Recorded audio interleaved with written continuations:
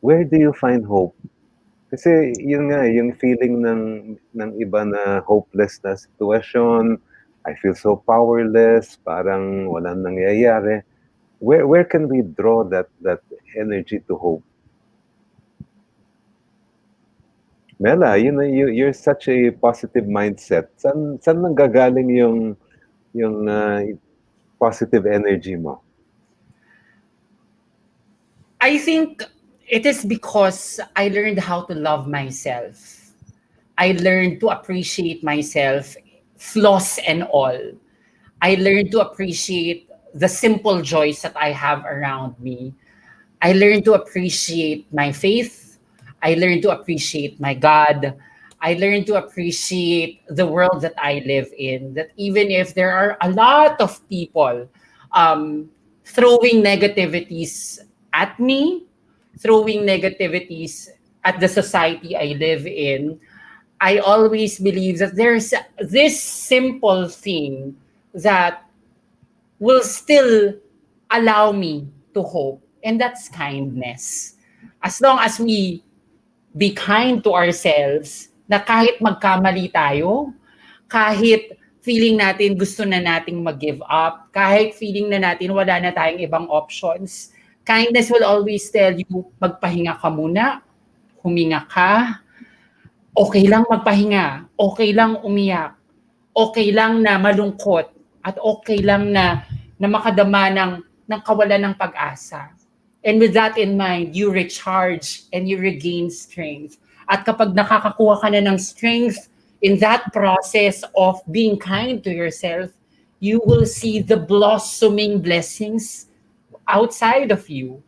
Pamilya, kaibigan, pangarap, pag-asa, ang mga simpleng, I only met you today, Doc RJ, AC, nag-hi lang tayo this week. Saab and Jim, I've known them since college. And at Richard, I just met you last Wednesday. But I consider you as simple joys. Kasi kung di naman dahil sa conversation na ito, hindi rin ako makakapag-reflect about where I am at right now.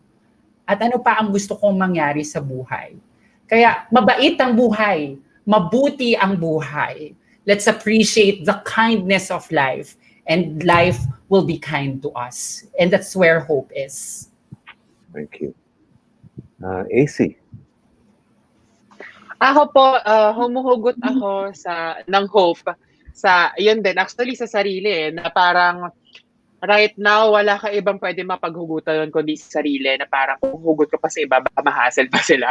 So para as much as possible, kung ano yung pwede makapagpasaya sa akin, and kung para remember ko lang na mahal ko yung sarili ko everyday, yun yung ginagawa ko. Because sabi nga, di ba, ni Miss Whitney Houston, learning to love yourself is the greatest love of all.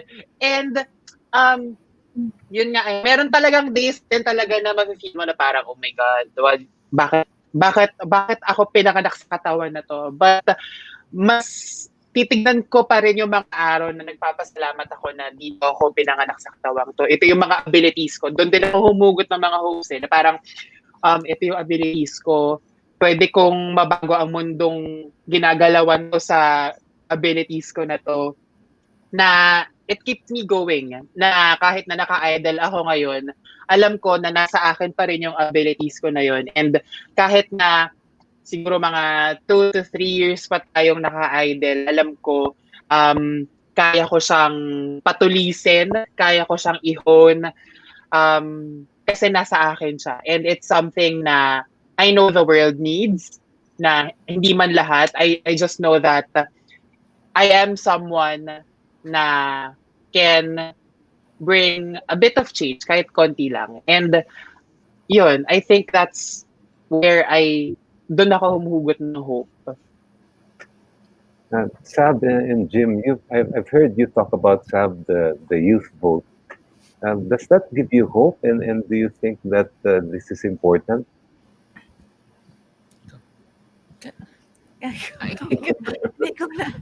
Well, Graded ba to? Charot. Pasado na kayo, pasado na. Nakaka-pressure kasi daw si Mela tumagot. Well, okay. I guess I think as a voter, as a voter, I remember the feeling na, oh my god, this is hopeless. Like you feel the wave of no chance to. But what we've been trying to push is that um it's this simple, okay? Everyone now is an influencer. And it doesn't matter if you're an influencer like, Mela, AC, or Sab, or RJ, with big followings.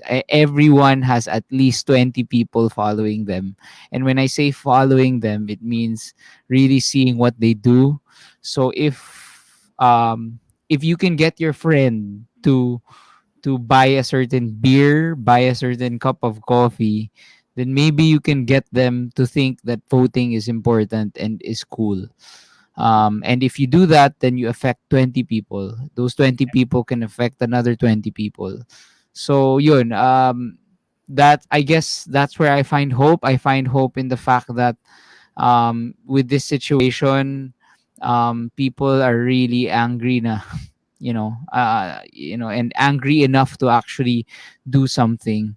Yun lang. Let's just hope, and maybe Attorney Chell, you can um give a better update on like how registration access is being given, because honestly that's the only thing we can do. We'll save that for when Attorney Chell guests on our podcast.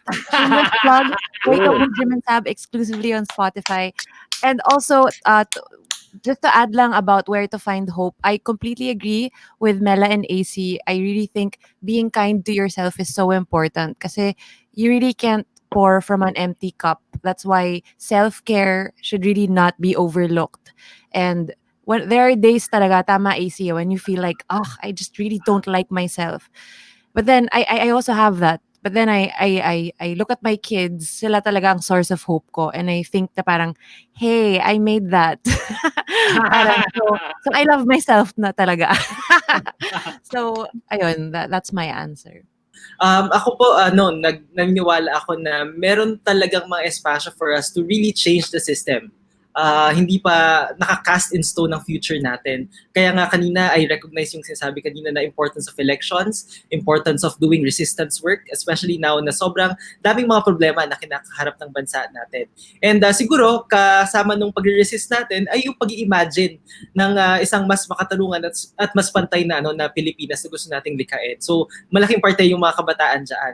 And ako rin ay, parang I take inspiration also from the different sectors na kahit na sobrang daming kinakaharap nila ngayon ay patuloy pa rin sila doon sa pag-forward ng kanilang mga agenda. So yung mga magsasaka, yung mga manggagawa, so lahat ng yan ay malaki yung ginagawa nila ngayon to actually change the system.